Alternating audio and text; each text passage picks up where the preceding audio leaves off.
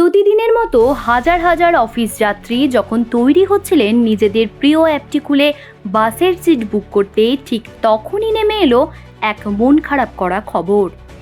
যে পরিষেবাটি গত 2 বছর ধরে কলকাতার রাস্তায় স্বাচ্ছন্দ্যের আর এক নাম হয়ে উঠেছিল, আচমকাই তাতে ইতি টানতে চলেছে কর্তৃপক্ষ। হঠাৎ করেই থমকে যাচ্ছে সেই পরিচিত লাক্সারি বাসগুলোর চাকা। হ্যাঁ, ঠিকই শুনছেন, তিলকতমার রাজপথ থেকে এবার পাকাপাকিভাবে বিদায় নিচ্ছে উবের শাটেল। 2024 সালের মার্চ মাসে যখন এই পরিষেবা শুরু হয়েছিল, তখন মাত্র 60টি বাস নিয়ে যাত্রা শুরু করেছিল উবের।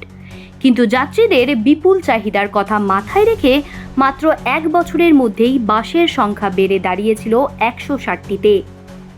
পরিসংখ্যান বলছে, কলকাতায় প্রতি মাসে এই অ্যাপ নির্ভর বাসে প্রায় 17 লক্ষ বুকিং হতো।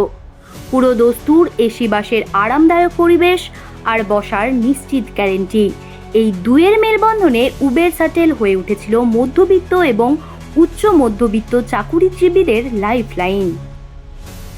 আগামীকাল অর্থাৎ 2রা এপ্রিল থেকেই আর দেখা যাবে না এই বাসগুলো।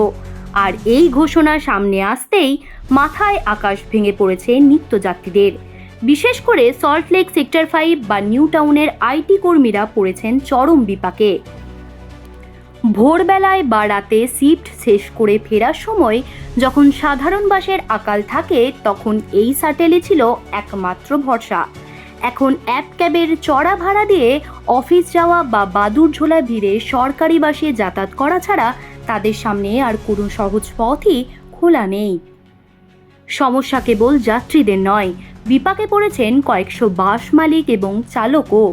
অনলাইন অ্যাপ ক্যাব অপারেটর গিল্ডের পক্ষ থেকে জানানো হয়েছে যে সংস্থার কথায় ভরসা করে অনেকেই চড়া সুদে ঋণ নিয়ে নামি দামি লাক্সারি বাস নামিয়েছিলেন রাস্তায়। শুরুতেই অনেক বোনাস দিয়ে চালকদের উৎসাহিত করা হলেও আজ হঠাৎ এই পরিষেবা বন্ধ হওয়ার সিদ্ধান্তে তারা স্রেফ পথে বসার উপক্রম হয়েছেন।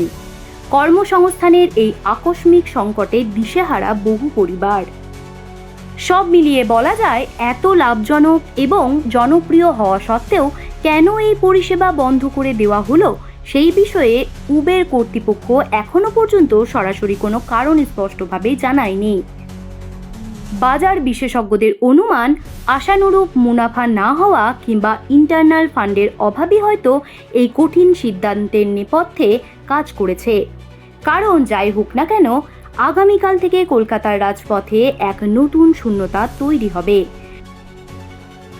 স্বাচ্ছন্দ্যের সেই দিনগুলো কি তবে চিরতরে হারিয়ে গেল, নাকি ভবিষ্যতে অন্য কোনো নতুন রূপে ফিরবে এই পরিষেবা, সেটাই এখন দেখার বিষয়।